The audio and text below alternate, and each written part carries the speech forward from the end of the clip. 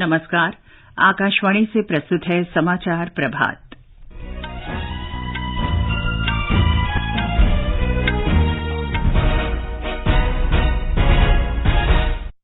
प्रधानमंत्री नरेंद्र मोदी ने कहा, 21वीं सदी के भारत के लिए रक्षा क्षेत्र में आत्मनिर्भरता का लक्ष्य महत्वपूर्ण। राष्ट्रपति चुनाव के लिए वोटों की गिनती बृहस्पतिवार को संसद भवन परिसर में होगी। उपराष्ट्रपति पद के लिए विपक्ष की उम्मीदवार मार्गरेट आल्वा आज अपना नामांकन पत्र दाखिल करेंगी। सरकार ने कहा, वायरस से बचाव में कमी को देखते हुए कोविड की एहतियाती खुराक की जरूरत। केरल के कन्नूर में देश के दूसरे व्यक्ति में मंकी पॉक्स संक्रमण की पुष्टि। केंद्र ने हवाई अड्डों और बंदरगाहों पर भारत आने वाले अंतर्राष्ट्रीय यात्रियों की स्वास्थ्य जांच के कामकाज की समीक्षा की। जाने माने गायक भूपेंद्र सिंह का मुंबई में निधन। भारत और चीन शेष मुद्दों के पारस्परिक रूप से स्वीकार्य समाधान निकालने के लिए वार्ता प्रक्रिया जारी रखने पर सहमत। श्रीलंका के कार्यवाहक राष्ट्रपति रानिल विक्रमसिंघे ने राष्ट्र में आपातकाल की घोषणा की। श्रीलंका संकट पर चर्चा के लिए केंद्र ने आज नई दिल्ली में सर्वदलीय बैठक बुलाई। और मिराज अहमद खान दक्षिण कोरिया में ISSF विश्व कप में पुरुषों की स्कीट स्पर्धा में स्वर्ण पदक जीतने वाले पहले भारतीय निशानेबाज बने।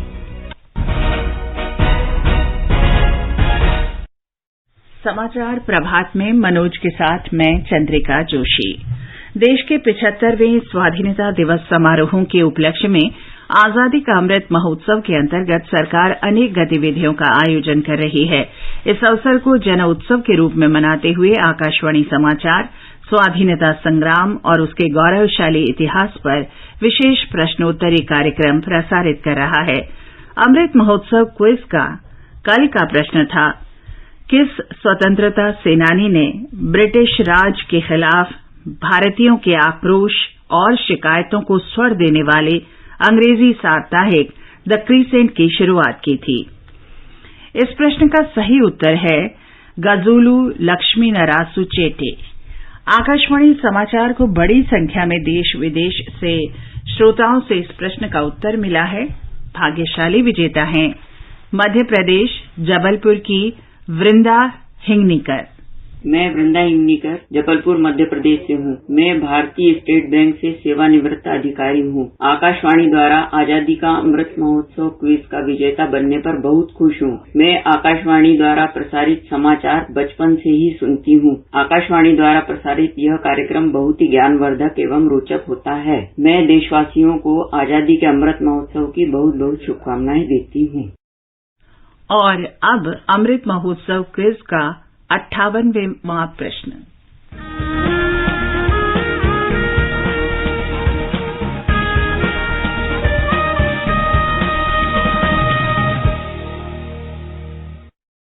आज का प्रश्न है, भारतीय मजदूरों के साथ हुए दुर्व्यवहार के खिलाफ पहले बने कुछ मजदूर संघों में से एक मद्रास मजदूर संघ का गठन किसने किया? प्रश्न एक बार फिर सुन लें। भारतीय मजदूरों के साथ हुए दुर्व्यवहार के खिलाफ पहले बने कुछ मजदूर संघों में से एक मद्रास मजदूर संघ का गठन किसने किया? श्रोता अपने उत्तर व्हाट्सएप नंबर 8826546262 पर भेज सकते हैं या हमें इस पते पर ईमेल कर सकते हैं amritmahotsav@prasarbharati.gov.in। इसे एक बार फिर सुन लें। व्हाट्सएप नंबर 8826546262 और ईमेल का पता है amritmahotsav@prasarbharati.gov.in। एक भाग्यशाली प्रतिभागी को विजेता चुना जाएगा और कल के समाचार प्रभात में उनके नाम की घोषणा की जाएगी। विजेता को ई प्रमाण पत्र और पुरस्कार दिया जाएगा। और अब समाचार। प्रधानमंत्री नरेंद्र मोदी ने कहा है कि 21वीं सदी के भारत के लिए रक्षा क्षेत्र में आत्मनिर्भरता का लक्ष्य बहुत महत्वपूर्ण है। श्री मोदी ने कल नई दिल्ली में नौसेना नवाचार और स्वदेशीकरण संगठन संगोष्ठी स्वावलंबन को संबोधित किया। भारतीय सेनाओं में आत्मनिर्भरता का लक्ष्य 21वीं सदी के भारत के लिए बहुत जरूरी है, बहुत अनिवार्य है। आत्मनिर्भर नौसेना के लिए पहले स्वावलंबन सेमिनार का आयोजन होना, मैं समझता हूँ ये अपने आप में एक बहुत बड़ी अहम बात है और एक अहम कदम है। सैन्य तैयारियों में और खास करके नेवी में ज्वाइंट एक्सरसाइज इसकी एक बहुत बड़ी भूमिका होती है। ये सेमिनार भी एक प्रकार की ज्वाइंट एक्सरसाइज है। आत्मनिर्भरता के लिए इस ज्वाइंट एक्सरसाइज में नेवी, इंडस्ट्री, एमएसएमई, एकेडेमिया यानी दुनिया के लोग और सरकार के प्रतिनिधि, हर स्टेक होल्डर आज एक साथ मिलकर के एक लक्ष्य को लेकर के सोच रहा है। प्रधानमंत्री ने कहा कि भारतीय नौसेना को अभूतपूर्व ऊंचाइयों पर ले जाने का लक्ष्य होना चाहिए। उन्होंने कहा कि 75 स्वदेशी प्रौद्योगिकियां बनाना पहला कदम है और इसमें लगातार वृद्धि होनी चाहिए। प्रधानमंत्री ने कहा कि ईशापुर राइफल फैक्ट्री में बनी भारत की होवित्जर और मशीन गनों को सबसे अच्छा माना जाता है। प्रधानमंत्री ने कहा कि अब रक्षा क्षेत्र में भारत का निर्यात तेजी से बढ़ रहा है। राष्ट्रपति चुनाव की मतगणना बृहस्पतिवार को संसद भवन परिसर में सुबह 11 बजे से शुरू होगी। कल संसद भवन, राज्य विधानसभाओं और अन्य निर्धारित स्थानों पर वोट डाले गए। 99% से अधिक मतदाताओं ने मतदान में हिस्सा लिया। निर्वाचक मंडल की सूची में 4,796 मतदाताओं में से 99% से अधिक सांसदों और विधायकों ने मतदान किया। संसद भवन परिसर में संवाददाताओं को संबोधित करते हुए मुख्य चुनाव अधिकारी और राज्यसभा के महासचिव पीसी मोदी ने कहा कि देश भर से मतपेटियां संसद भवन परिसर लाई जा रही हैं। महासचिव ने बताया कि मतपेटियां हवाई अड्डे से संसद भवन लाने के लिए सुरक्षा के सभी प्रबंध किए गए हैं। मतपेटियों की सुरक्षा सुनिश्चित करने के लिए दिल्ली पुलिस, विमानपत्तन अधिकारियों, केंद्रीय रिजर्व पुलिस बल और अन्य साथ मिलकर काम कर रहे हैं। राष्ट्रपति रामनाथ कोविंद का कार्यकाल 24 जुलाई को समाप्त हो जाएगा। झारखंड की पूर्व राज्यपाल द्रौपदी मुर्मू एनडीए की राष्ट्रपति पद की उम्मीदवार हैं, जबकि पूर्व केंद्रीय मंत्री यशवंत सिन्हा विपक्षी उम्मीदवार हैं। उपराष्ट्रपति पद के लिए विपक्ष के उम्मीदवार मार्गरेट आल्वा आज नामांकन दाखिल करेंगी। राष्ट्रीय जनतांत्रिक गठबंधन एनडीए उम्मीदवार जगदीप धनखड़ ने कल अपना नामांकन दाखिल किया। उन्होंने कहा कि वे हमेशा देश के लोकतांत्रिक मूल्यों को बढ़ाने का प्रयास करेंगे। I am grateful to the Honorable Prime Minister and the leadership that an humble man like me from Kisan family who would never have got education but for scholarship has been given this historic opportunity. I take it as a major milestone reflection of the events in which we are at the moment. I am grateful. उपराष्ट्रपति चुनाव के लिए नामांकन भरने का आज अंतिम दिन है। नामांकन पत्रों की जांच 20 जुलाई को होगी। 22 जुलाई तक नाम वापस लिए जा सकते हैं। मतदान 6 अगस्त को सुबह 10 बजे से शाम 5 बजे तक होगा और उसी दिन मतगणना भी होगी। राज्यसभा में आज सामूहिक संहार के आयुध और उनकी परिधान प्रणाली विधि विरुद्ध क्रियाकलापों का प्रतिषेध संशोधन विधेयक 2022 चर्चा के लिए सूचीबद्ध है। लोकसभा में भारतीय अंटार्कटिक विधेयक 2022 पर चर्चा होगी। ये समाचार आकाशवाणी से प्रसारित किए जा रहे हैं। उपभोक्ता किसी शिकायत के लिए राष्ट्रीय उपभोक्ता हेल्पलाइन के टोल फ्री नंबर 1915 अथवा 1800-114000 पर संपर्क करें। उपभोक्ता मामले विभाग, भारत सरकार द्वारा जनहित में जारी। जागो ग्राहक जागो। राष्ट्रीय टीकाकरण तकनीकी सलाहकार समूह के कोविड कार्यबल के अध्यक्ष डॉक्टर एनके अरोड़ा ने कहा है कि लोगों को एहतियाती खुराक की जरूरत है क्योंकि कोरोना वायरस के प्रति सुरक्षा में कमी आ रही है। आकाशवाणी समाचार से बातचीत में उन्होंने कहा कि एहतियाती खुराक को मिशन मोड में आगे बढ़ाया जाना चाहिए क्योंकि कई देशों में संक्रमितों की संख्या बढ़ रही है। भारत सरकार ने अगले 75 दिन के लिए सब देशवासियों के लिए 18 साल से ऊपर जो भी है उसके लिए प्रिकॉशन डोज मुफ्त में उपलब्ध कराने का निर्णय लिया है। ये एक महत्वपूर्ण अपॉर्चुनिटी है कि हम अपने शरीर में कोविड वायरस के प्रतिरोधक क्षमता को बढ़ाएं। जब हमने पहले 2 टीके ले चुके होते हैं उसके बाद समय के साथ प्रतिरोधक क्षमता धीरे धीरे कुछ कम हो जाती है और इसीलिए अब ये निर्णय लिया गया है कि 6 महीने जिसको हो जाए दूसरी डोज लेने के बाद वो प्रतिरोधक क्षमता अवश्य जांच ले लें, क्योंकि इस वायरस का कोई पता नहीं, आगे आने वाला कोई स्वरूप गंभीर बीमारी कर सकता है। तो मेरा ये सबसे अनुरोध रहेगा कि इस सुविधा का लाभ उठाएं और ज्यादा से ज्यादा लोग जाकर के प्रिकॉशन डोज लें। केरल के कन्नूर में देश के दूसरे व्यक्ति में मंकी पॉक्स संक्रमण की पुष्टि हुई है। ये व्यक्ति 13 मई को दुबई से केरल आया था और उसमें इस वायरस के लक्षण मिले हैं। केरल की स्वास्थ्य मंत्री वीणा जॉर्ज ने एक बयान में कहा है कि ये व्यक्ति कन्नूर में परियारम मेडिकल कॉलेज में भर्ती है और उसकी हालत संतोषजनक है। इस मरीज के संपर्क में आए लोगों को निगरानी में रखा गया है। केंद्रीय स्वास्थ्य मंत्रालय ने हवाई अड्डों और बंदरगाहों पर आने वाले अंतर्राष्ट्रीय यात्रियों की स्वास्थ्य जांच की समीक्षा की है। राज्यों, हवाई अड्डे और बंदरगाह के स्वास्थ्य अधिकारियों को मंकी पॉक्स के खतरे को कम करने के लिए सभी अंतर्राष्ट्रीय यात्रियों की कड़ी स्वास्थ्य जांच सुनिश्चित करने की सलाह दी गई है। आगे बढ़ने से पहले एक नजर मुख्य समाचारों पर। प्रधानमंत्री नरेंद्र मोदी ने कहा, 21वीं सदी के भारत के लिए रक्षा क्षेत्र में आत्मनिर्भरता का लक्ष्य महत्वपूर्ण। राष्ट्रपति चुनाव के लिए वोटों की गिनती बृहस्पतिवार को संसद भवन परिसर में होगी। उपराष्ट्रपति पद के लिए विपक्ष की उम्मीदवार मार्गरेट अल्वा आज अपना नामांकन पत्र दाखिल करेंगी। सरकार ने कहा, वायरस से बचाव में कमी को देखते हुए कोविड की एहतियाती खुराक की जरूरत। केरल के कन्नूर में देश के दूसरे व्यक्ति में मंकी पॉक्स संक्रमण की पुष्टि। केंद्र ने हवाई अड्डों और बंदरगाहों पर भारत आने वाले अंतर्राष्ट्रीय यात्रियों की स्वास्थ्य जांच के कामकाज की समीक्षा की। जाने माने गायक भूपिंदर सिंह का मुंबई में निधन। भारत और चीन शेष मुद्दों के पारस्परिक रूप से स्वीकार्य समाधान निकालने के लिए वार्ता प्रक्रिया जारी रखने पर सहमत। श्रीलंका के कार्यवाहक राष्ट्रपति रानिल विक्रमसिंघे ने राष्ट्र में आपातकाल की घोषणा की। श्रीलंका संकट पर चर्चा के लिए केंद्र ने आज नई दिल्ली में सर्वदलीय बैठक बुलाई और मेराज अहमद खान दक्षिण कोरिया में ISSF विश्व कप में पुरुषों की स्कीट स्पर्धा में स्वर्ण पदक जीतने वाले पहले भारतीय निशानेबाज बने। अब हर घर की छत पर शान से फहरेगा तिरंगा, गुनगुनाए जाएंगे नव विकास के गीत। आन बान शान का प्रतीक राष्ट्रध्वज तिरंगा। आइए आजादी के अमृत महोत्सव के पावन अवसर पर इस स्वाधीनता दिवस हर घर फहराते हैं तिरंगा और लेते हैं भव्य और सशक्त भारत के निर्माण का संकल्प। आइए हर घर फहराएं तिरंगा।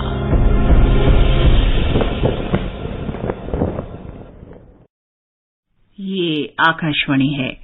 भारत और चीन के बीच कोर कमांडर स्तर की 16वें दौर की बैठक रविवार को चुशुल मोल्दो सीमा पर भारतीय सैन्य शिविर में हुई। 11 मार्च को पिछली बैठक में हुई प्रगति के आधार पर दोनों पक्षों ने पश्चिमी सेक्टर पर वास्तविक नियंत्रण रेखा के आसपास प्रासंगिक मुद्दों के रचनात्मक समाधान के लिए स्पष्ट और गहन विचार विमर्श किया। दोनों पक्षों ने इस बात की फिर पुष्टि की कि शेष मुद्दों के समाधान से पश्चिमी सेक्टर में वास्तविक नियंत्रण रेखा पर शांति बहाल करने में मदद मिलेगी। इस बीच दोनों पक्ष पश्चिमी सेक्टर में सुरक्षा और स्थिरता बनाए रखने पर सहमत हुए। वे निकट संपर्क बनाए रखने तथा सैन्य और राजनयिक चैनलों के माध्यम से बातचीत जारी रखने पर भी सहमत हुए। सेना अध्यक्ष जनरल मनोज पांडे ने कल ढाका में शिखा अनिर्बान में बांग्लादेश मुक्ति संग्राम के नायकों को श्रद्धांजलि दी।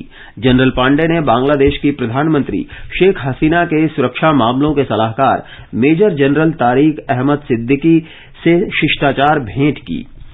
जनरल मनोज पांडे बांग्लादेश की 4 दिन की आधिकारिक दौरे पर रविवार शाम ढाका पहुंचे थे। सेना प्रमुख का पदभार संभालने के बाद जनरल मनोज पांडे का ये पहला विदेश दौरा है।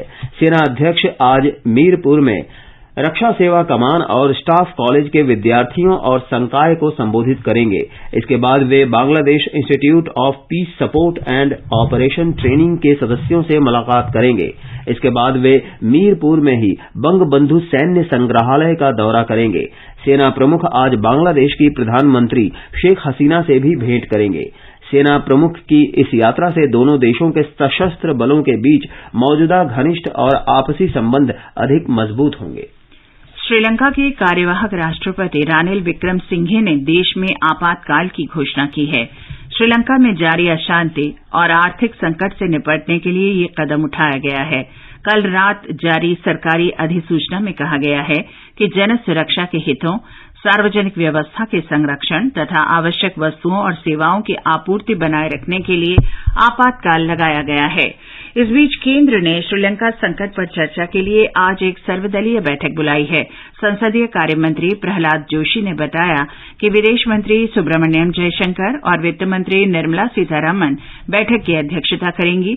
रविवार को सरकार द्वारा बुलाई गई सर्वदलीय बैठक में डीएमके और एआईडीएमके दलों ने मांग की कि भारत को श्रीलंका में संकट को लेकर हस्तक्षेप करना चाहिए। इससे पहले विदेश मंत्रालय ने कहा था कि भारत श्रीलंका की जनता का समर्थन करता रहेगा क्योंकि वे लोकतांत्रिक साधनों और मूल्यों तथा स्थापित संस्थाओं और संवैधानिक ढांचे के माध्यम से समृद्धि और प्रगति की अपनी आकांक्षाओं को पूरा करने की कोशिश कर रहे हैं। विदेश मंत्रालय के प्रवक्ता अरिंदम बागची ने बताया कि भारत ने इस वर्ष श्रीलंका को लगभग 3 अरब 80 करोड़ डॉलर की सहायता पहुंचाई है। श्रीलंका में नए राष्ट्रपति के लिए कल मतदान होगा। ब्रिटेन के पूर्व वित्त मंत्री ऋषि सुनक ने कंजर्वेटिव पार्टी के नेता और प्रधानमंत्री पद पर चुने जाने के लिए मतदान का तीसरा दौर भी जीत लिया है। ऋषि सुनक को कंजर्वेटिव सांसदों के 115 वोट मिले। 3 दौर के मतदान के बाद ऋषि सुनक ने अपनी बढ़त बरकरार रखी है। व्यापार मंत्री पेनी मोर्डंट को 82 जबकि विदेश मंत्री लिज ट्रूस को 71 वोट मिले। चौथे दौर का मतदान आज होगा। भारतीय निशानेबाज मिराज अहमद खान आईएसएसएफ विश्व कप में पुरुषों की स्किट स्पर्धा में स्वर्ण पदक जीतने वाले पहले भारतीय बन गए हैं। विश्व कप में भारत 5 स्वर्ण, 5 रजत और 3 कांस्य पदक के साथ पदक तालिका में शीर्ष पर बना हुआ है। जाने माने पार्श्व गायक भूपिंदर सिंह का कल शाम मुंबई में निधन हो गया।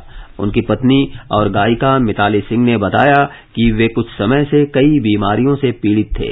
82 साल के भूपिंदर सिंह ने अपने करियर की शुरुआत आकाशवाणी से की थी और वे दिल्ली दूरदर्शन से भी जुड़े रहे। उन्होंने फिल्मों में कई गीतों को अपनी मधुर आवाज दी। उन्हें मौसम, सत्ते पे सत्ता, आहिस्ता आहिस्ता, दूरियां, हकीकत और कई अन्य फिल्मों में सुरीले गीतों के लिए याद किया जाता है। प्रधानमंत्री नरेंद्र मोदी ने प्रख्यात गायक और संगीतकार भूपिंदर सिंह के निधन पर दुख व्यक्त करते हुए कहा कि भूपिंदर सिंह ने दशकों तक यादगार गीतों को अपनी मधुर आवाज दी और उनके कार्य ने लोगों को प्रभावित किया।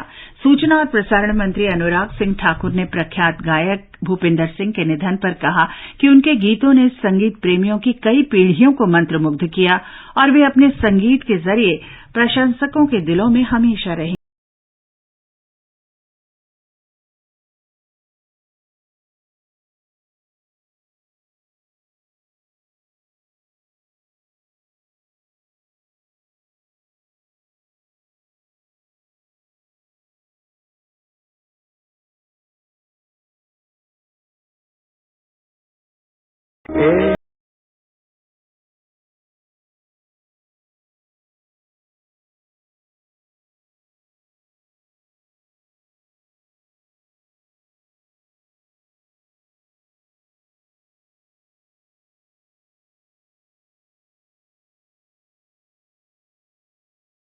मेरी आवाज ही पहचान है, गर याद है। आजादी का अमृत महोत्सव के अंतर्गत आइए अब सुनते हैं आकाशवाणी की विशेष प्रस्तुति आजादी का सफर। आजादी का अमृत महोत्सव।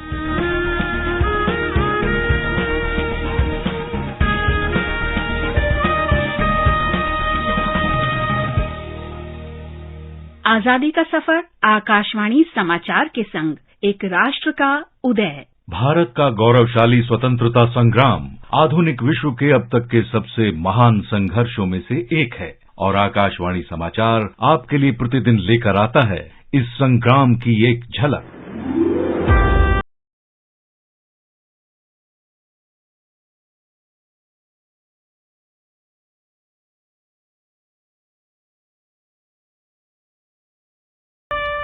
आज हम स्वतंत्रता सेनानी एनी मैस्करीन को याद कर रहे हैं, जिन्होंने 19 जुलाई 1963 को अंतिम सांस ली थी।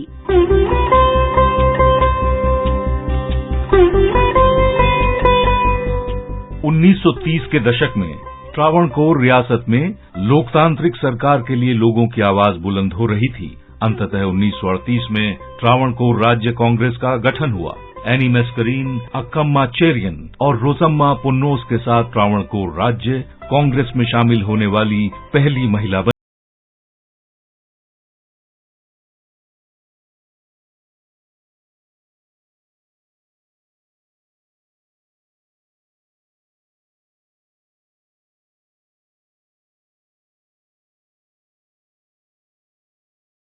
में एनी और उनके अन्य साथियों पर बार बार हमले किए गए। 1942 में वे भारत छोड़ो आंदोलन में शामिल हो गईं और 2 साल बाद उन्हें त्रावणकोर राज्य कांग्रेस के सचिव के रूप में चुना गया। एनी 1948 से 1952 तक त्रावणकोर कोचीन विधानसभा के सदस्य के रूप में काम करती रहीं। वो त्रावणकोर विधानसभा में मंत्री बनने वाली पहली महिला थीं। एनी ने संविधान सभा में भी त्रावणकोर कोचीन का प्रतिनिधित्व किया।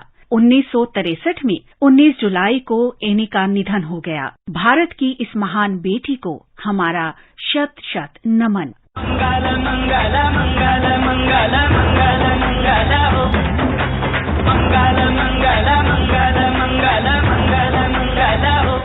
आज हम अमर स्वतंत्रता सेनानी मंगल पांडे को भी याद कर रहे हैं, जिनका जन्म 19 जुलाई 1827 को उत्तर प्रदेश के बलिया जिले में हुआ था।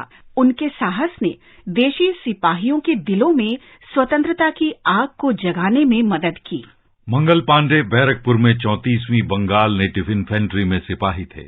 1857 में ब्रिटिश सेना ने अपने सिपाहियों को एक नई एनफील्ड राइफल दी, जिसे लोड करने के लिए ग्रीज लगे कारतूस के सिरे को दांत से खींचना होता था। ये अफवाह फैल गई कि कारतूस की चिकनाहट में चर्बी का इस्तेमाल हुआ है।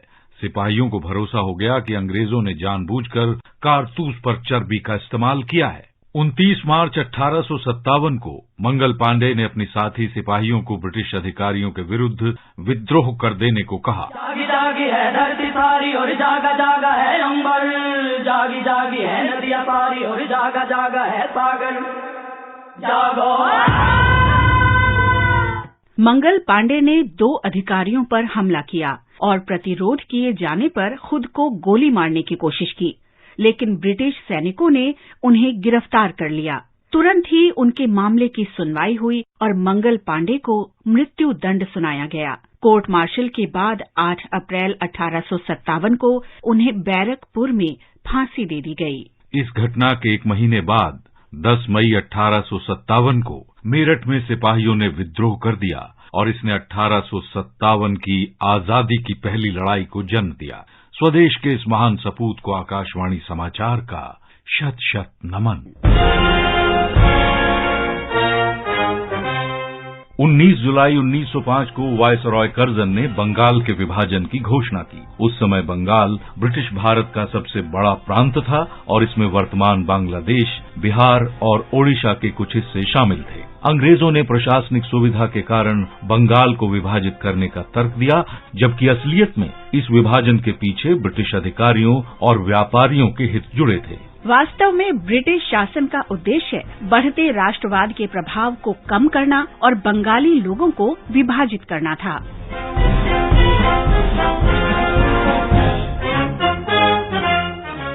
विभाजन के लागू होने से पहले कांग्रेस ने बैठकों का आयोजन किया। इनमें विभाजन के खिलाफ आवेदन एकत्र किए गए और ब्रिटिश प्रशासन को दिए गए। बड़ी जनसभाएं और प्रदर्शन भी किए गए और सामूहिक विरोध के नए तरीके इस्तेमाल किए गए।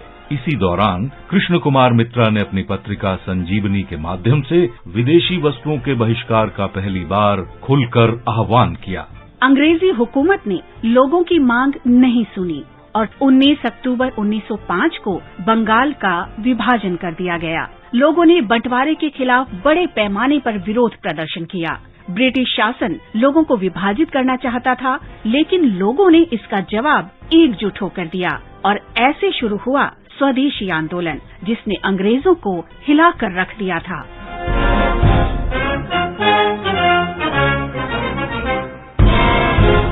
इसके साथ ही आजादी का सफर आकाशवाणी के संग श्रृंखला का ये अंक समाप्त हुआ। मिलते हैं कल अगली कड़ी में।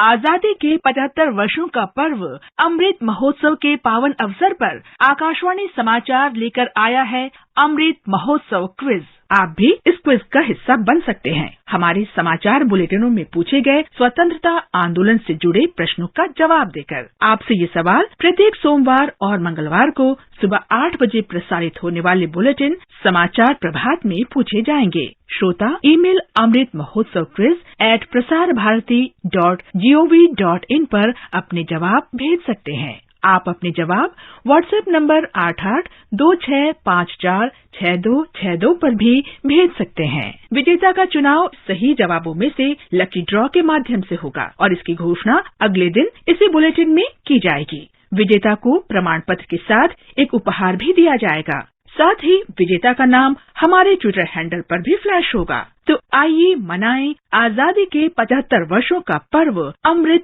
महोत्सव आकाशवाणी समाचार के साथ।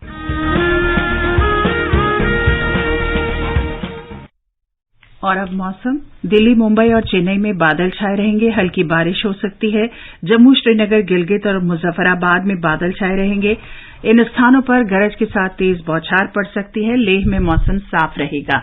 और मनोज, अब बताएं आज के समाचार पत्रों में क्या विशेष है। जी चंद्रिका, देश का नया राष्ट्रपति चुनने के लिए कल हुए मतदान को आज लगभग सभी अखबारों ने महत्व दिया है। हिन्दुस्तान की सुर्खी है, मुर्मू की जीत की राह आसान, विपक्ष बिखरा।